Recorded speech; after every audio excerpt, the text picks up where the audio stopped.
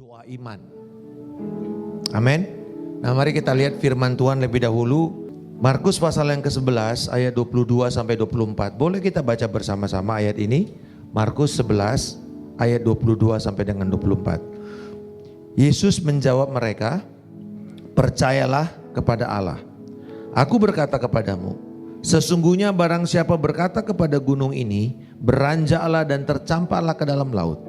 Asal tidak bimbang hatinya tetapi percaya bahwa apa yang dikatakannya itu akan terjadi, maka hal itu akan terjadi baginya.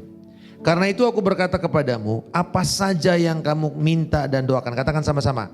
Apa saja yang kamu minta dan doakan, percayalah bahwa kamu telah menerimanya, maka hal itu akan diberikan kepadamu. Saudara, ini adalah ayat yang paling sering kita dengar ketika kita bicara tentang iman. Bahkan sering disalahgunakan, terutama oleh pengkhotbah-pengkhotbah kemakmuran. Minta apa saja. Ada satu buku judulnya The Secret, yang pakai ayat ini sebagai ayat untuk menarik seluruh kuasa alam semesta dan membuat kamu jadi kaya dengan perkataan apa saja, dan kamu gak boleh minta banyak-banyak, kamu cuma minta satu kali, that's it, done. Kalau minta berulang-ulang, kamu dianggap tidak percaya, tidak punya iman. Nah, saudara-saudara, ini ayat yang begitu banyak disalahartikan, tetapi sebenarnya firman Tuhan berkata, pertama, berimanlah kepada Allah. Katakan beriman kepada Allah. Apa maksudnya? Karena ini sebuah imperatif. Tetapi sebenarnya ini ada konteksnya dengan sebelumnya, di mana Yesus beberapa hari sebelumnya lewat ke satu tempat, lalu dia lihat ada pohon ara, dia berharap ada buah dari pohon ara itu. Tetapi kemudian ternyata yang dia dapatkan tidak ada sama sekali. Lalu kemudian Yesus berkata kepada pohon ara ini, kamu tidak akan berbuah, kamu akan kering. Lalu dia pergi.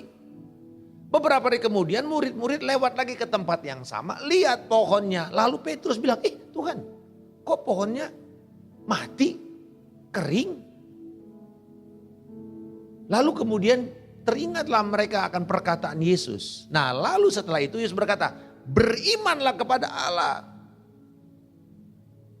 Beriman artinya ada imanmu kepada Allah akan menghasilkan kuasa perubahan kepada keadaan.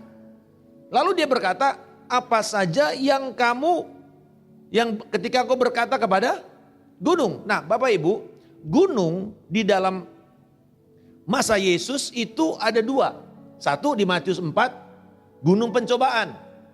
Yesus dicobai di gunung pencobaan 40 hari. Yesus dicobai untuk mencari jalan pintas, untuk cepat berkuasa. Yesus dicobai untuk mengambil kedagingan dan bukan roh, mengubah batu menjadi roti. Yesus disuruh mencobai Allah dengan janji yang dipakai oleh Tuhan. Iblis pakai firman. Mazmur 91, bahwa kalau kamu menjatuhkan dirimu, malaikat akan menatang kakimu supaya kamu tidak terantuk batu. Tetapi di tempat atau di dalam masa Yesus, gunung juga adalah tempat terjadinya transfigurasi di dalam Matius 17. Di mana Yesus berubah dengan kemuliaannya, dan di situ ada Elia, ada Musa. Dan Bapa Sorgawi berkata kembali, inilah anak yang kukasihi, dengarkanlah dia. Itu sebuah deklarasi sorga bahwa ada validasi dari sorga untuk mengatakan, jangan kemana-mana dan jangan dengar yang lain kecuali dia. Inilah yang anak yang kukasih, berkenan kepadanya, taati, dengarkan. Nah saudara, kalau kita tarik ke perjanjian lama lagi, gunung itu bicara tentang a place of encounter, tempat perjumpaan manusia dengan Allah. Musa bertemu Allah di mana? Di gunung. Elia melakukan sesuatu yang besar di mana? Di Gunung Karmel. Di gunung manusia berjumpa dengan Allah dan diubahkan. Nah, sekarang pertanyaannya adalah ini. Betul, seringkali kita dengar ketika kita pakai ayat ini, katakan kepada gunung ini, apa itu gunung? Selalu kita bilang, oh dia melambangkan hal-hal yang tidak mudah untuk dipindahkan kan? Tidak mudah untuk dipindahkan. Bisa nggak dipindahkan? Ya bisa aja, kalau dikeruk juga habis. Buktinya gunung-gunung yang di Papua dikeruk juga habis. Artinya bukan immovable tapi unmovable. Gak mudah dipindahkan. Bisa nggak? Bisa. Tapi pertanyaannya adalah ini Bapak Ibu. Kalau kita bicara gunung, selalu kita bicara sesuatu yang sulit untuk kita pindahkan. Apa itu? Sakit, penyakit menahun, persoalan keuangan, utang yang bertumpuk-tumpuk. Atau mungkin duka cita yang begitu mendalam, grief, habits. Habits di mana, aduh kok kayaknya aku gak bisa lepas dari dosa ini. Kelihatannya sulit. Orang yang kecanduan, atau juga mungkin terjadinya perpisahan.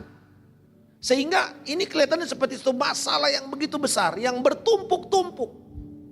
Lalu kita terbeban. Dan kita bilang, aduh mustahil deh, udahlah gak mungkin lagi dia kembali. Mustahil lah anakku bisa kembali lagi. Mustahil lah suamiku atau istriku bisa kembali lagi. Mustahil lah aku bisa sembuh. Saudara-saudara, betul ini adalah challenges atau obstacles. Betul. Tetapi kita juga mesti paham ini Bapak Ibu. Bahwa saudara punya pilihan. Ketika engkau menghadapi keadaan yang mustahil itu. Akankah engkau mengizinkan itu menjadi gunung pencobaan? Di mana iblis memakai keadaan itu untuk mencobai kamu. Membuat kamu meninggalkan Tuhan. Membuat kamu pahit. Membuat kamu kecewa sama Tuhan, sama gereja. Membuat kamu mencari jalan pintas. Gimana caranya supaya dapat cepat jawabannya. Mungkin gak dari Tuhan, mungkin gak berharap. Tapi mungkin lewat cara manusia. Lewat cara-cara kedagingan. Akankah itu? Atau yang kedua. Saudara punya pilihan. Bahwa di tengah persoalan itu. Engkau katakan, Tuhan ini akan menjadi kesempatan. Engkau menyatakan dirimu, engkau menyatakan kuasamu, engkau menyatakan kedahsyatanmu, dan aku mengalami perubahan. Berikan pujian kepada Allah kita, haleluya. Saudara punya dua pilihan pada hari ini. Kita punya dua pilihan. Akankah menjadi gunung pencobaan atau menjadi gunung transformasi dan transfigurasi Allah kepada kita. Hari ini tidak peduli berapa sulitnya engkau sedang menghadapi challenge itu. Masing-masing kita berbeda-beda tantangan kita. Ada tantangan kesehatan, ada tantangan mungkin kejiwaan, ada tantangan keuangan, pekerjaan, masa depan yang gak jelas. Tuhan sanggup. Nah saya mau tutup dengan apa yang dikatakan E.M. Bounds. E.M. Bounds mengatakan begini. Only God can move mountains. But prayer and faith will move God for your mountains. Hanya Tuhan yang memang sanggup memindahkan gunung. Tapi doa dan imanmu akan menggerakkan Tuhan untuk memindahkan gunung-gunungmu. Amin saudara. Haleluya. Berikan pujian kepada Allah kita. Jadi bagaimana caranya? Sederhana. Satu, berani minta kepada Tuhan. Amin. Minta kepadanya.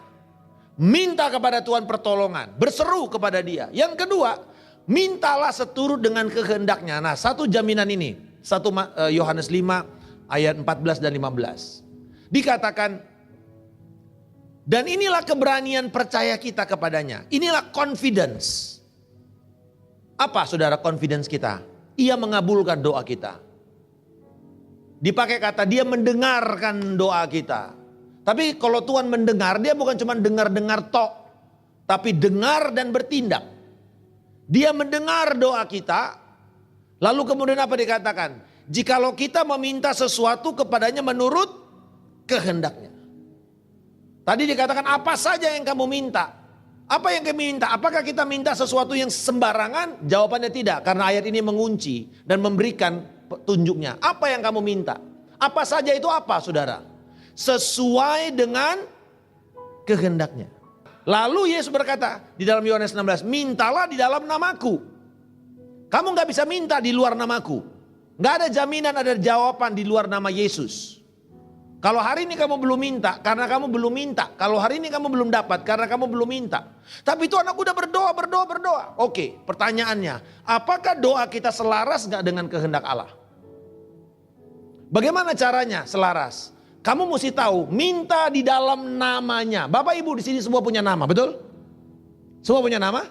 Pertanyaannya, apakah nama saudara berharga? Tentu dong. Coba nama saudara diganti dengan binatang atau apa, saudara marah nggak? Marah tentu. Betul ya? Artinya, Bapak Ibu dengar baik. That names itu memiliki worth, memiliki nilai. Nah, nilainya ya seberapa besar tergantung pribadi itu. Nah, bagaimana dengan nama Yesus? Di belakang dia ada begitu hebat kuasa daripada sorga yang membackup dia. Sehingga apa saja yang kamu minta yang seturut dengan kehormatan nama Yesus, kesucian nama Yesus, keberhargaan nama Yesus. Dia gak bisa punya jalan lain kecuali mengatakan, aku akan mengabulkan doamu, haleluya. Aku akan menjawab. Makanya mintalah seturut dengan keberhargaan nama itu. Tidak lain dan tidak bukan. Hari ini, berapakah kuatnya engkau yakin dan berharga nama Yesus itu? Atau cuma sembarang nama yang bahkan engkau maki-maki dengan pakai nama itu? Tapi hari ini, ada kabar baik. Saya mau berdoa kepada setiap saudara untuk satu impartasi roh iman. Nah, hari ini kita akan menyembah Tuhan kembali. Tim musik boleh naik. Dan hari ini, saudara mungkin saudara sakit, mungkin saudara punya masalah keuangan, mungkin saudara punya masalah apa saja yang saudara mengatakan, Tuhan aku butuh impartasi iman pada hari ini. Tuhan aku lemah imanku Tuhan, aku perlu keyakinan dari Tuhan kembali. Aku perlu Godfidence, bukan lagi confidence, but Godfidence. Apa itu Godfidence? Keberanian untuk melemparkan, mempercayakan hidupmu kepada janji Tuhan. Dan bukan kepada yang lain. Apapun saat ini pergumulanmu, saudara boleh maju ke depan. Dan saudara, saya akan berdoa untuk impartasi iman kepada apapun yang saudara sedang gumuli pada hari ini. Dan kita mengatakan kuasamu terlebih besar Tuhan. Tuhanku terlebih besar. Engkau tidak pernah terlambat Tuhan. Oh haleluya Jesus. Boleh kita bangkit berdiri Bapak Ibu. Thank you Jesus. Kuasamu terlebih besar Tuhanku. Tuhanku terlebih besar. Oh kau tak pernah terlambat Tuhan.